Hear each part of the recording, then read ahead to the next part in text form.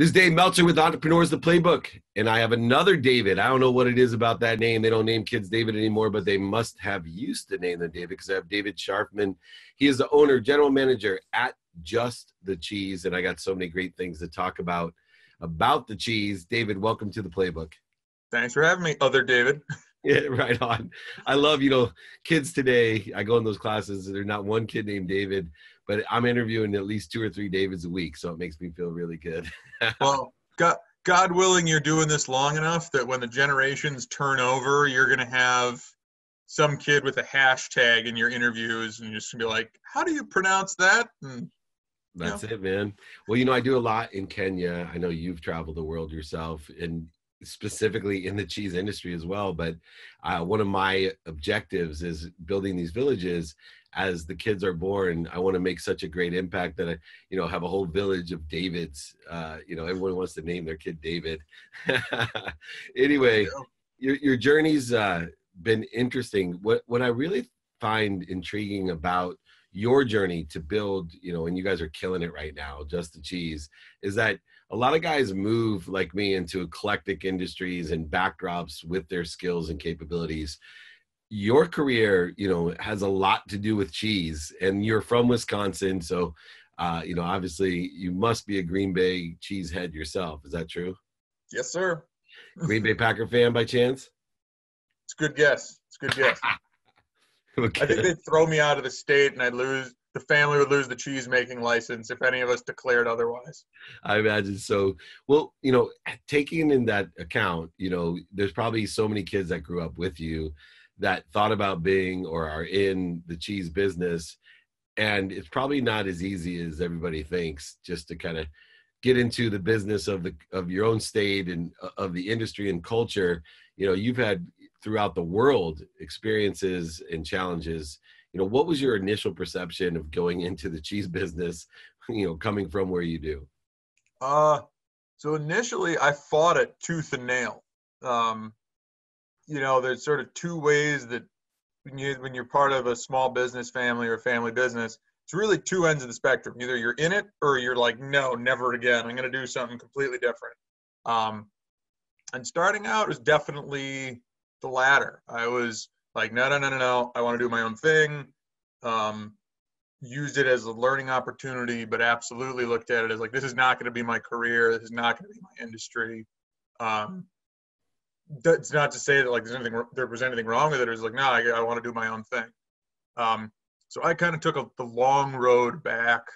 I played poker professionally for a few years. I traveled overseas. I started some other businesses in Southeast Asia. And it wasn't until it happened pretty organically. A business partner and I were looking into just new business ideas. And we looked at, we were expats living in China at the time, and we both traveled a lot. And one of the things you miss is they don't have good cheese in Southeast Asia. It's just not a part of the culture or the diet. We knew enough people that felt the same way that were like, well, could you make cheese in Asia? Is that a thing? So we looked into it, and that's kind of how I came back to it.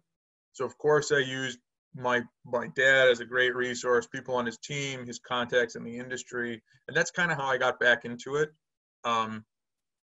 I'd be lying if I said I was trying to get back into it again. It was just more of a industry agnostic. This is a good idea. It could have been fertilizer for all I cared. If it was a good idea, I'm enough of a nerd about business that if it's a good business idea, I'm going to pursue it because that's where the rush is being successful.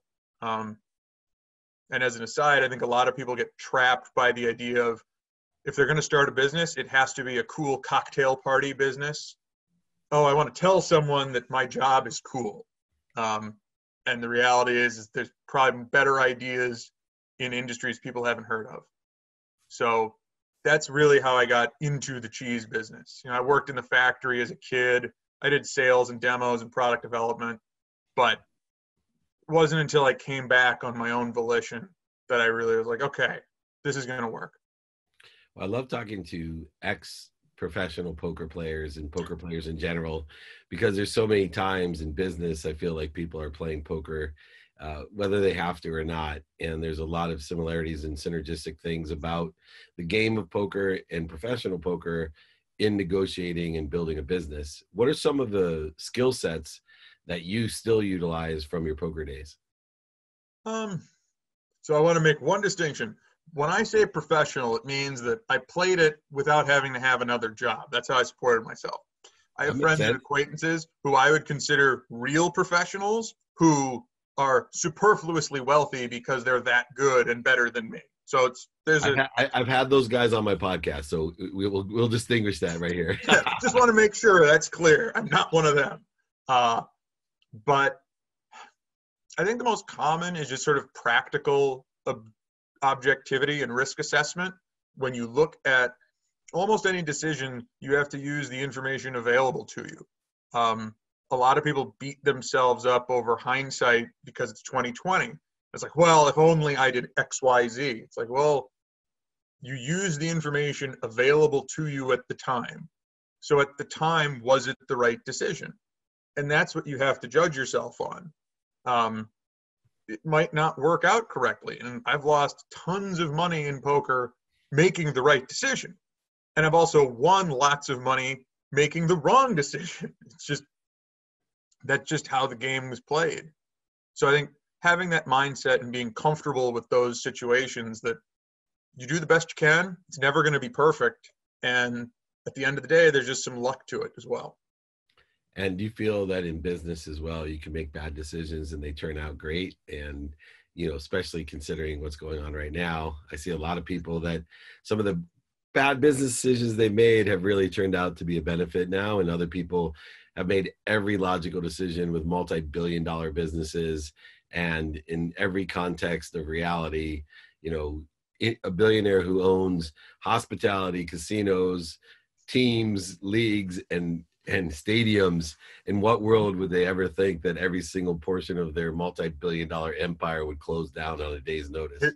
Here's a great example of that. In the industries you mentioned, the gentleman who purchased the Houston Rockets a year ago, Tillman Fertitta. Yeah, he wrote my forward to my book, so that's it. Yeah, right. And I was like, man, that's really prescient, because that's exactly what I was thinking. It's like, man, that would suck. Damn, that would be terrible. Now, granted, I think he'll be okay. It's still a good asset to hold, but yeah, you do everything correctly. You lever up at just the right times on the right industries and the right revenue streams, and then wait, they all disappeared? Yeah. Well, I think it's so funny because someone asked me on an interview that I was on, and like, so they know Tillman and I are friends, and said, so you think Tillman will survive? And I never thought, I'm like, survive? I go, are you kidding? He goes, you think he'll be able to hold on to the team? And I'm thinking, in what world 12 weeks ago, if I asked Tillman if he would hang on to the team, would there even be an inkling of anyone in the world that'd be interested in that question? Right? It's absolutely crazy. Well, yeah. And it's one of those where, like you said, you could make all the right decisions, and sometimes it doesn't matter.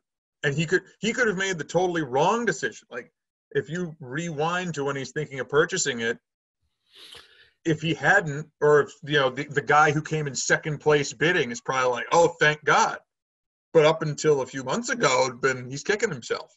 Oh yeah. Well, I can't tell how many people I've been with, Jerry Jones and that family with the decisions when I was with Leigh Steinberg, and in the inner circle of the conversations that went on from the decisions that he made, to buy the team, to build the team, the stadium, to the Star, which is the practice facility. And, I mean, nobody realizes, they just think that these decisions are easier the bigger you get, that you have no risk at all. People have risk at all. And no matter how big they are, there's always a chance of losing it all. And I have, a less glamorous example was for my own business. I quit my consulting job in February of 2018, 60 days after we launched Just the Cheese. And a few months later, we're back in Wisconsin. My wife and I moved back. We're settled in. And we're looking at, hey, if we grow the way we think we're going to grow, we're going to need to expand our facility. And in hindsight, it's like, well, of course you would. You were growing so fast. You needed it. It was just SBA money. It was cheap debt. It's just no big deal. And in hindsight, that's still true. It's like, oh, well, yeah, of course you had to do that. But at the time, you're like, well, are we going to go draw down $1.4 million and buy new ovens and build out the factory for something that's only been selling for 5 months? I mean, thank God we did. Right. That could have broken the other way real fast. And those are the risks you take. And you only hope that they look simple in hindsight. Speaking of which, we've all experienced those lessons and failures when things do break the other way. What's your philosophy about those mistakes and lessons, and what other people might, define as a failure? So I actually have a tattoo on my right shoulder that essentially says, learn from your mistakes. So like mistakes, they're just learning opportunities. And as bad as it feels when you fail, and as terrible as some of those decisions are to make, the whole point is you have to take something away from it and make it a learning experience, so you hopefully don't do it again. If you look at them as, I feel like people put too much shame into mistakes. If you make a mistake, oh, I'm ashamed, it was terrible. It's like, and it sort of goes back to what we were talking about a few minutes ago. Did you make the right decision at the time, based on the right information, based on as much as you could? Okay, it failed. Okay, it sucks, no question. So what did you learn from it? How are you going to use that to make yourself better or to avoid a similar failure in the future? If you just want to have self-pity and be ashamed of yourself, one, don't get into entrepreneurship. And two, it's just not a healthy way to view the world. Life's too short to sort of wallow on those failures. It's funny that you say view the world. I just had done a training on time management, and one of the questions that someone asked was about how do you make decisions that are going to be seen negatively in the public eye? And I'm thinking to myself, this idea of there is a public eye, number one, and two, that anybody gives a shit is beyond me at my age and experience right now. And that to the aspect that the most public of all people still don't even hit the cusp of what I would consider a public eye. Right. And like, let alone people don't care, they just don't know. And yet I find, these startup entrepreneurs that, may have, as in your journey, tried to start a cheese, manufacturer in the Philippines or other places around the world that may or may not have worked out the way that you thought. But in your mind, and I remember being a young entrepreneur, like the whole world knows that I didn't do it right. The whole world is looking, like literally they're just waiting on pins and needle for the first time they see me to go, hey, what happened to you, buddy? And meanwhile, when I lost over $100 million, went bankrupt, etc., I still, and I make it pretty public to help people learn from my mistakes and feel comfortable and illuminate. I'm always amazed how people are like, well, a guy like you've never failed.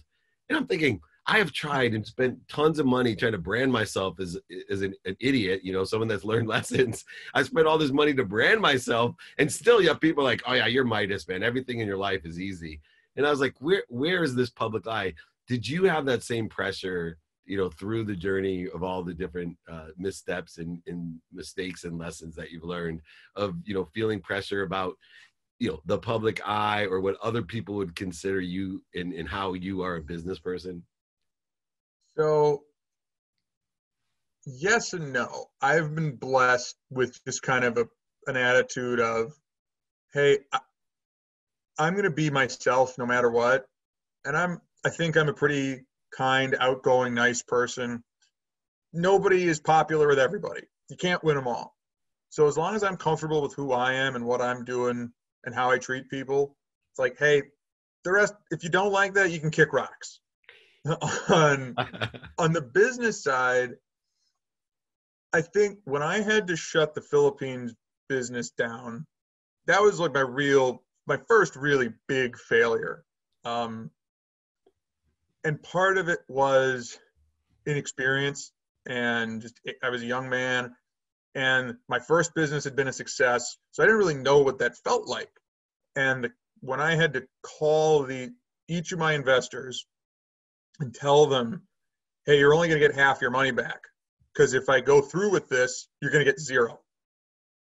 And it's such an odd conversation to have of like, yeah, that idea that I was telling you was a great idea and would be worth millions of dollars, and that I've been working for 2 years on, I'm not even going to do it. I'm just going to give you half your money back instead.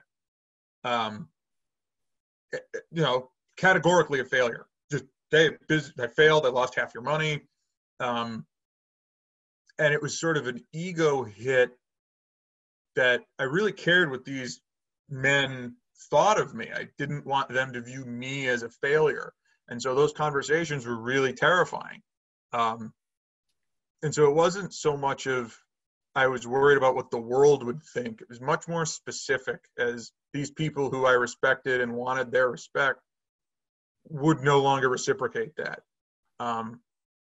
Through those conversations that were very difficult, working through those, and at the end of which dealing with sort of the stages of grief, they're angry, they're in denial, they're asking questions, they're questioning me.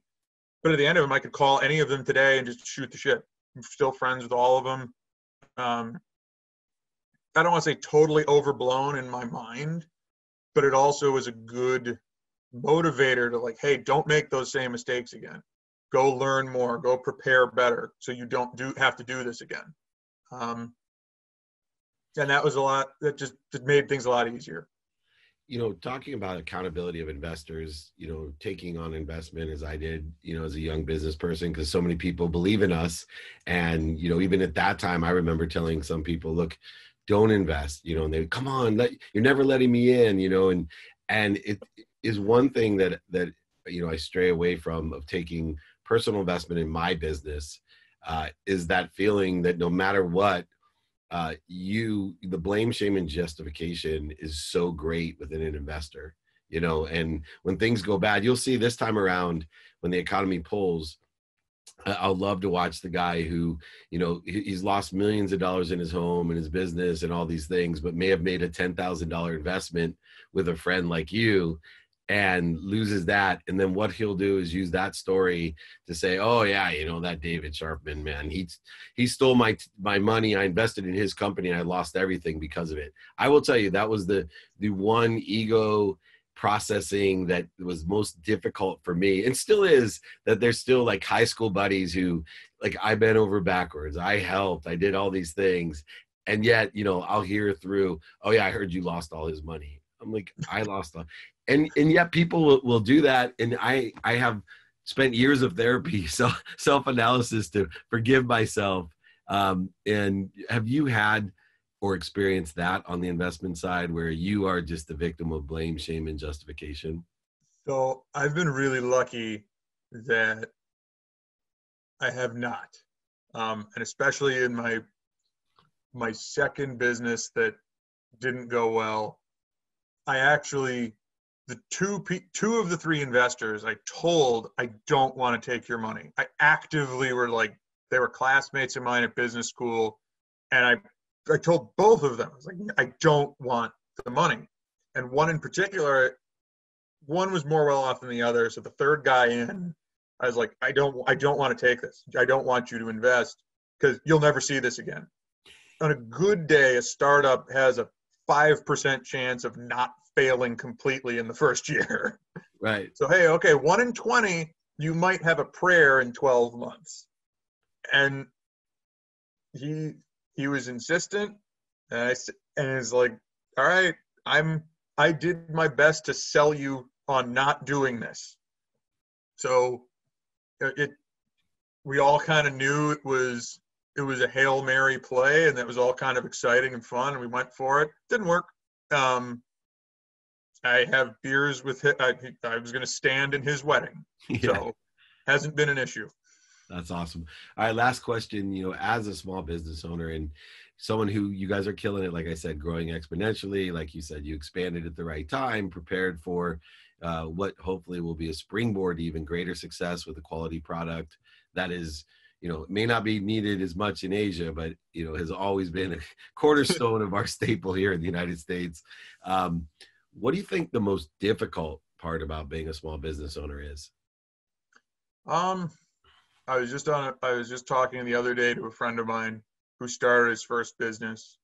And I always try to explain, hey, make sure you celebrate the highs, but not so much that they kind of lift you off the ground, and make sure you really understand the lows, but without making sure they hold you back and hold you down. It's really just trying to stay on as even a keel as you can, because you're going to live and breathe your business if you're doing it right. And there's lots of bad news and lots of good news and lots of ups and lots of downs. And the best thing you can do for yourself is just try to hold that middle of like, yep, this is, don't, if something great happens, make sure you enjoy it, because it's part of the fun.